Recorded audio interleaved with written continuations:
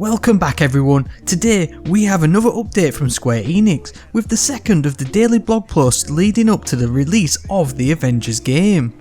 Accessibility is the main focus of this one as we go through some new additions to the functionality of the game as a result of the beta feedback, gameplay difficulty options, as well as future customization options the team are working on. We are going to be covering the rest of the blog post right here, so if you are new and want to stay up to date with all the latest Avengers game news, then please hit subscribe, leave a rating down below and share this with your fellows Avengers, and let's get into it.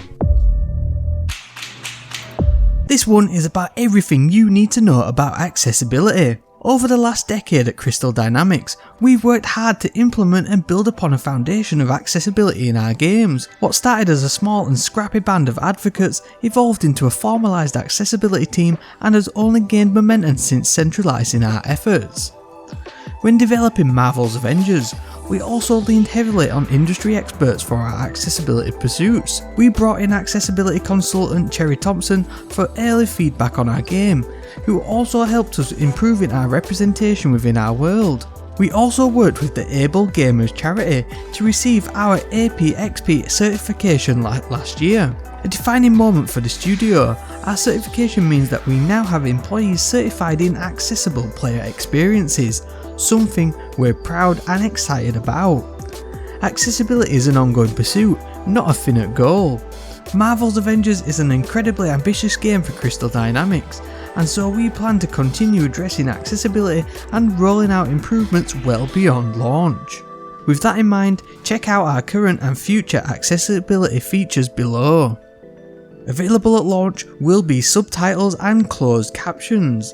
Marvels Avengers will feature 15 languages including Arabic, Brazilian, Portuguese, Chinese, Czech, English, French, German, Italian, Japanese, Korean, Polish, Russian, Spanish Iberian and Spanish Latin. Subtitles are turned off by default, but you can easily enable these via the display menu. When subtitles are turned on, you will see closed captions added to cinematics by default. This is an excellent and a very nice touch for those who need these accessibility options in game, especially to take advantage of the full cinematic experience this game is likely to offer. The gameplay customization options look at the vibration options as well as the multi-tap interactive style for the QTEs. Vibration for me is one that I will always turn off because it mainly saves my battery life on my controller, but also the multi-tap interact style is default, which is not massively hard to get used to. But the main option here is looking at the difficulty options. There's 4 options in the game with easy, normal, hard and brutal. Easy mode is obviously focused on the story and it reduces combat barriers and it includes decreased enemy attack and defensive strength, more enemy attacks that are easily countered and no enemy attacks that are unable to be countered. This is definitely for you out there who just want to experience the full cinematic experience that this game is likely to offer. However, most out there will likely head for the normal mode, which is very balanced combat experience wise. I for one definitely don't want to try brutal as it is a 10+ power cap. I definitely tried this out during the beta as I was trying to level up characters, and let me tell you, it was an absolute slog. It's not something I recommend and it's not something for the faint of heart, but if you want an extra challenge then fill your boots and go for it. We then get a look at camera options with one of the main feedbacks from the beta was the shake sensitivity. They've added a scaler to the options menu so you can turn it on and off depending on whether you want it to look like a blockbuster movie or not. Another feature that they're also looking at is the targeting assistance. This was another one that they received loads of feedback during the beta and it's one that they're looking at doing some additional tuning to and so it is likely to see further updates in future patches. One of the main features with the controls is that button mapping is standard across PC and console. This will allow players to use input devices and create control schemes that fit their individual needs.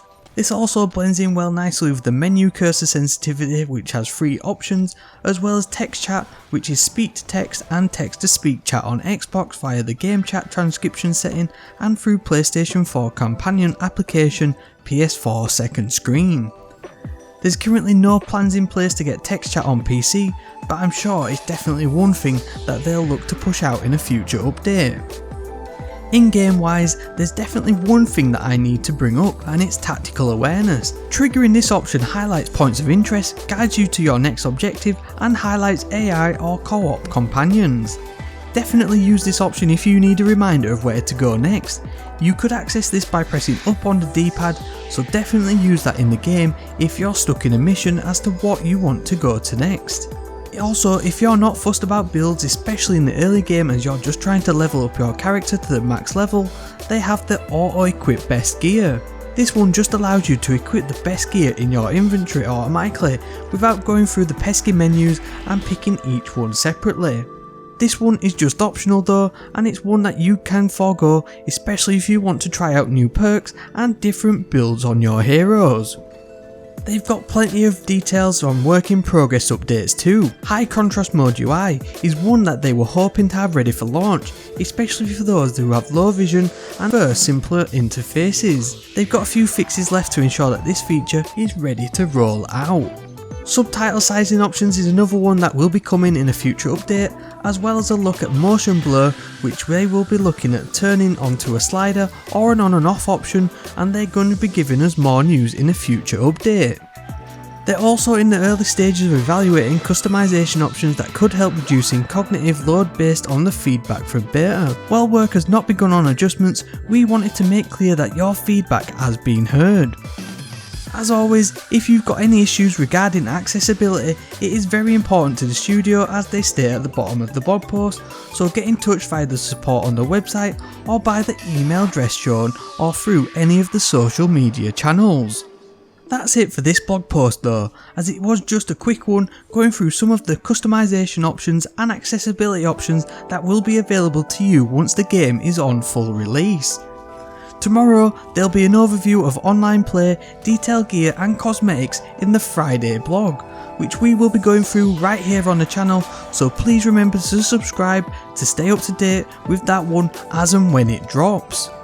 Please let me know in the comment section below if there's any accessibility options from playing the beta that you wanted to hear about that haven't been discussed yet in this blog post.